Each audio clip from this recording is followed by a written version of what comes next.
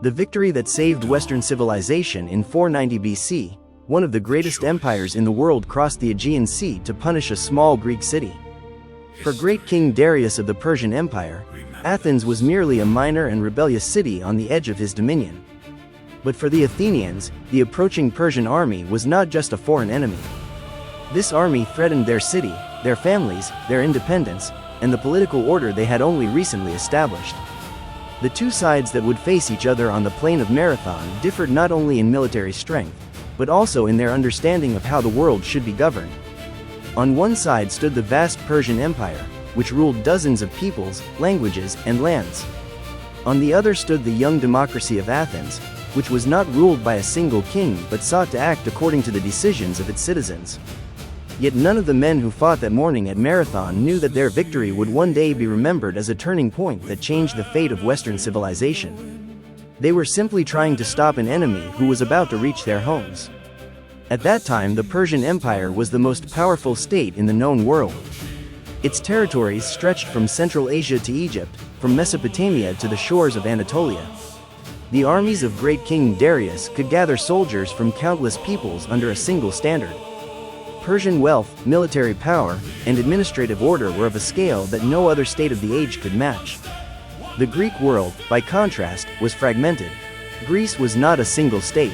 Athens, Sparta, Corinth, Thebes, Argos, and many other cities each had their own laws, armies, and interests.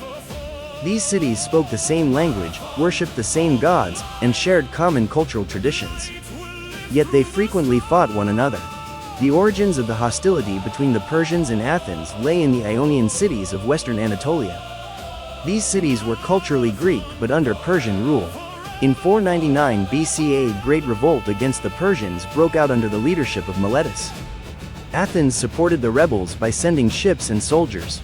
The rebel forces advanced as far as Sardis, an important Persian administrative center in western Anatolia.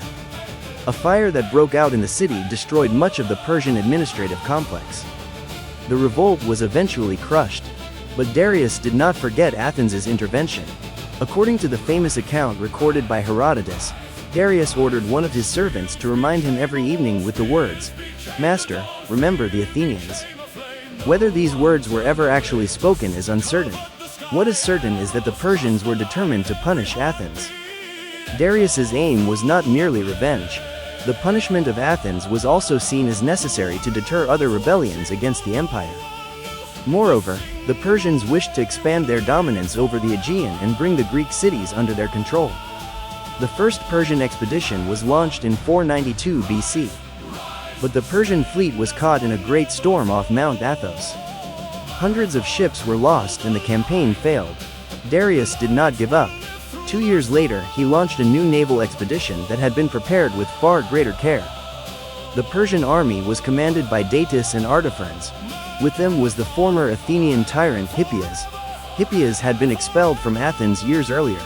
Now he was returning with the Persian army, hoping to regain his former power. The Persian fleet advanced across the Aegean. One by one the islands surrendered. Cities that refused were punished. One of the Persians' main targets was Eretria, because Eretria had also aided the Ionian revolt. The Persian army besieged the city. Eretria resisted for several days. But the gates were opened through the treachery of certain people inside the city. Persian soldiers entered. Temples were burned. The city was sacked. Part of the population was taken captive and carried off to Persian territory. When the news of Eretria's destruction reached Athens, great fear spread through the city.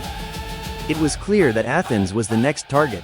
The Persian fleet left Eretria and headed for the Bay of Marathon in the northeast of Attica. Marathon possessed a wide plain. This terrain suited the Persian cavalry. The shores were favorable for landing. Moreover, the plain opened onto the roads leading to Athens. Hippias, who was with the Persians, knew the region well.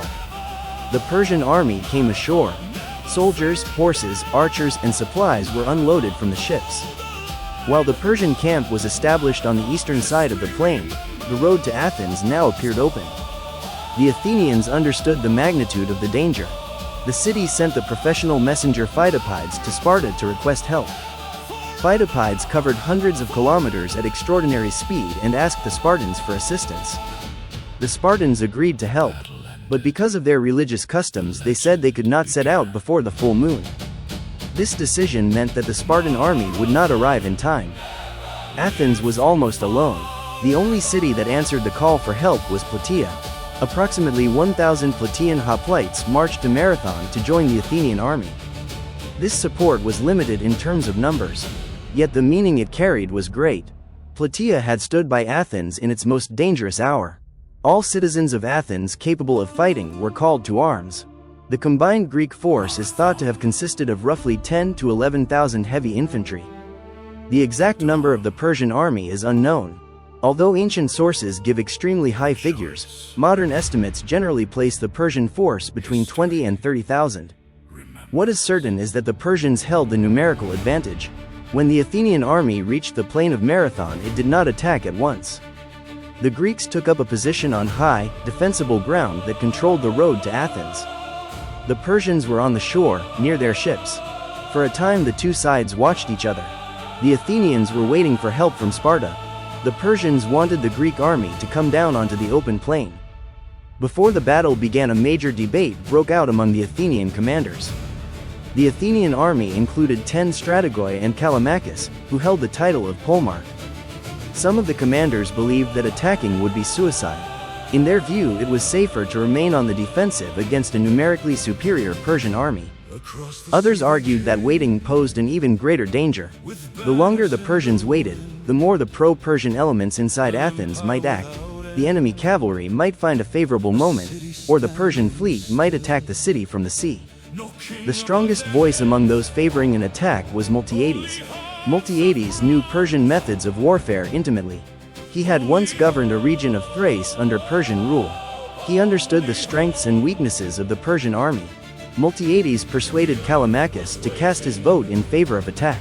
Athens decided to fight, yet the whereabouts of the Persians' greatest advantage, their cavalry, remain unknown. According to some historians, the Persian cavalry was being loaded onto ships in order to attack Athens by sea. According to others, it had left the plain on a reconnaissance or supply mission. Another view holds that the cavalry was present on the battlefield but was unable to make an effective contribution because of the rapidity of the Greek attack and the nature of the terrain. Herodotus offers no explanation on this point. The only certainty is that the Persian cavalry did not decide the outcome of the main battle. Miltiades deployed his army opposite the Persian line. Callimachus was on the right wing. The Plataeans held the left wing. The Athenian tribal contingents were drawn up in the center and on the flanks. But the Greek army faced a serious problem. The Persian line was very wide. If the Athenians wished to match that width, they would have to thin out their formation more than usual. Miltiades took an extremely risky decision. He thinned the center and kept the wings stronger. This arrangement allowed the Greek line to match the width of the Persian line. Yet the center was left vulnerable opposite the Persians' strongest troops. How much of this plan had been thought out in advance is uncertain. But this formation would decide the fate of the battle. The Greek army advanced to the attack. According to Herodotus, the distance between the two armies was about 8 stades. This means a distance of more than a kilometer. The Greek hoplites advanced rapidly toward the Persians. Their running with heavy shields, spears, and armor astonished the Persian soldiers. The Persians regarded it as madness that a small army without cavalry or archers should charge toward them across the open plain. The Persian archers raised their bows. The sky filled with arrows. But the Greeks did not stop. They raised their large round shields in front of them. Trying to keep their formation, they closed on the Persian line. To reduce the time spent within arrow range, they increased their speed still further in the final stretch. Then the two armies crashed into each other with a great noise. Bronze shields struck Persian shields covered with wicker and leather. Long hoplite spears drove into the Persian line. The Persian soldiers threw down their bows and seized their spears and swords. The battlefield was soon filled with shouts, breaking spears, and clashing shields. On the Greek wings, the heavy hoplites began to gain the upper hand. The tight phalanx formation was pushing back the lighter Persian troops opposite them. But in the center, the situation was entirely different. Persian and Scythian troops applied heavy pressure on the Greek center. The thinned Athenian center began to give ground. The Persians believed they had broken the Greek line. The Greek soldiers in the center faced the danger of being crushed and scattered. At that moment victory seemed close for the Persians. If the Greek center collapsed completely, the Persian army could reach the road to Athens. But the Greek wings had defeated the Persian troops opposite them. Instead of pursuing the fleeing enemy, they changed direction. The hoplites of the right and left wings turned toward the Persian forces advancing in the center. Opposite the Persian center stood the retreating Greek units. On either side of them the strong hoplite wings were approaching. The Persians' initial success suddenly turned into a great danger. The Greek wings attacked from both sides. The Persian center faced the threat of being enveloped. Order among the units broke down. Commands became inaudible. The Persian soldiers began to withdraw toward the shore and the ships. The withdrawal quickly turned into panic. Thousands of soldiers tried to reach the sea at the same time. Some headed for the marshy areas. Some were trapped on the shore. Some were killed while trying to board the ships. The Greek hoplites pursued the Persians as far as the sea. The battle was no longer a clash of ordered phalanxes. Individual struggles took place around the ships. The Athenians cut the ship's cables, climbed the ramps, and tried to prevent the Persians from escaping. The polemarch Callimachus was killed during this fighting. The man whose decisive vote had committed Athens to battle did not live to see the end of the victory he had won. The famous tragic poet Aeschylus was also among the soldiers who fought at Marathon. His brother Cynaegirus was killed while trying to seize a Persian ship. Later legends told that even after his hand was cut off he continued to cling to the ship. What is historically certain is that Cynaegirus lost his life in the struggle for the ships on the shore. The Greeks captured 7 Persian ships, but the greater part of the Persian fleet managed to escape. According to Herodotus, the Persians lost about 6,400 men. The number of Athenian dead was 192. It is not possible to verify all these figures by modern methods. Yet it is clear that the Persian army, especially during the flight, suffered far heavier losses than the Greeks. The battle on the plain of Marathon had been won, but Athens was not yet safe. The Persian fleet was still powerful. The ships left Marathon and began to sail along the coast of Attica toward Athens. The Persians' aim may have been to make a landing on the undefended city. They may also have been waiting for a pro-Persian uprising to break out inside Athens. Herodotus also relates that a signal was given to the Persians with a shield near the battlefield. Who gave this signal and what it meant has never been learned. The Athenians had no time to celebrate the victory. Miltiades ordered his soldiers to return to the city. The weary hoplites, still in their heavy armor, set out on a rapid march from Marathon toward Athens. They had just fought a great pitched battle, pursued the enemy to the shore, and struggled around the ships. Now they had to cover a distance of about 40 kilometers once again. When the Persian fleet reached the waters off Athens, it did not find an undefended city. The Athenian army that had fought at Marathon had already drawn up in battle order before the city. The Persian commanders weighed the risk of a second landing. Then they turned their fleet around. Athens had been saved. After the battle, the 192 Athenians who had died at Marathon were buried in a great burial mound on the battlefield. Their tomb became part of the plain where the victory had been won. The Athenians remembered these men not merely as fallen soldiers but as citizens who had saved the city. The generation that fought at Marathon would in later years become a symbol of courage, simplicity, and civic duty. Yet the Persian threat had not ended. The defeat at Marathon had not seriously damaged the fundamental strength of the Persian Empire. Darius began to prepare a new and larger expedition, but he died before the expedition could be completed. His son Xerxes succeeded to the throne. 10 years later, the Persians would return with a far greater army.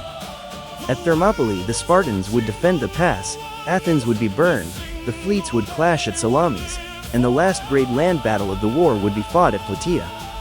The most important result of Marathon was not that it ended the Persian wars. Marathon bought Athens time. In those 10 years the Athenians expanded their navy.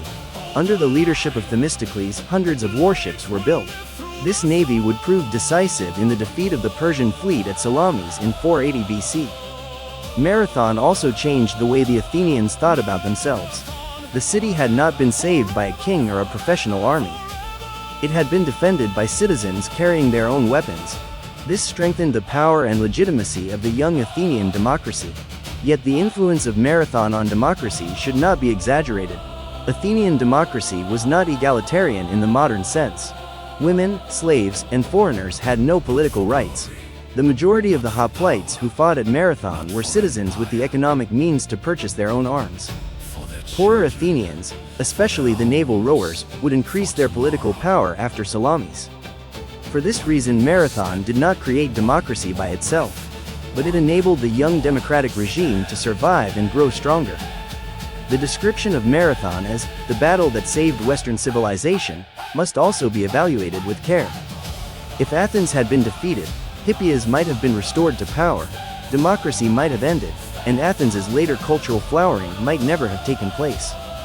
In that case, the political and cultural environment in which Socrates, Plato, Aristotle, Aeschylus, Sophocles, Euripides, and many other figures would later develop could have been entirely different. The influence of Greek thought transmitted to Rome and from there to Europe might have followed another path. Yet the idea that the Persians destroyed every culture they conquered is not correct. The Persian Empire generally allowed local religions, languages, and traditions to continue in most regions.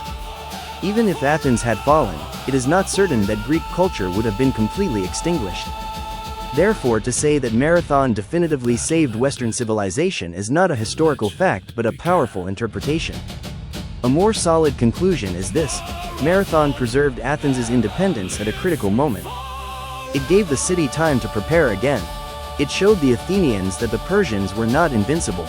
It offered the young democracy a chance to live. And it made possible the development of the Athenian culture that would later influence world history. The men who fought at Marathon did not know the future. They did not think they were protecting philosophy, the theater, or Western political thought. They were defending their own fields, their families, their temples, and their city. Yet sometimes the course of world history is changed by decisions whose significance people cannot perceive at the time. That day, the outnumbered soldiers of Athens and Plataea marched toward the army of one of the greatest empires in the world. Their center came to the brink of collapse. Their wings drove the enemy back. The Persian center was compressed from both sides. Then the weary soldiers marched once more and saved their city a second time. The victory at Marathon was not won in a single moment. It began to be won when the decision to attack was taken. It was sealed when the wings turned toward the center. It was completed when the Athenian army reached the city in time. Marathon did not destroy the Persian Empire. It did not end the Persian Wars. It did not make Athens a perfect society in the future. But it gave Athens the opportunity to continue in the flow of history. And sometimes the only thing needed to change the future of a civilization is to buy it a little more time. That is why the Battle of Marathon was not remembered merely as a Greek victory. This battle showed that a small city determined to preserve its freedom could change its fate against a power far greater than itself. At Marathon, the Athenians did not see the future, but they kept open the path by which the future might exist. Only hope, only hope. The earth was waiting, the silence breathing. One step, one destiny.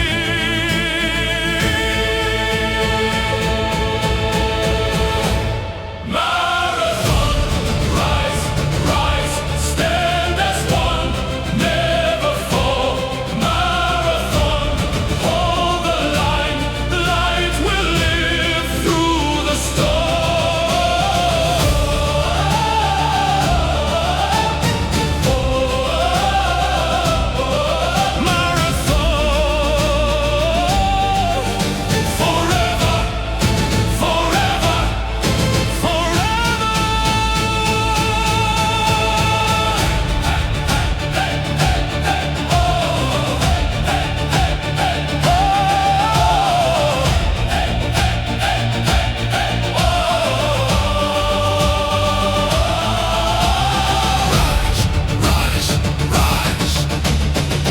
Became a wall, spears became the dawn, fear became a flame, no one turned away. Dust covered the sky, arrows crossed the light, every heartbeat echoed through the plain. The world was watching, though no one knew. This single day would live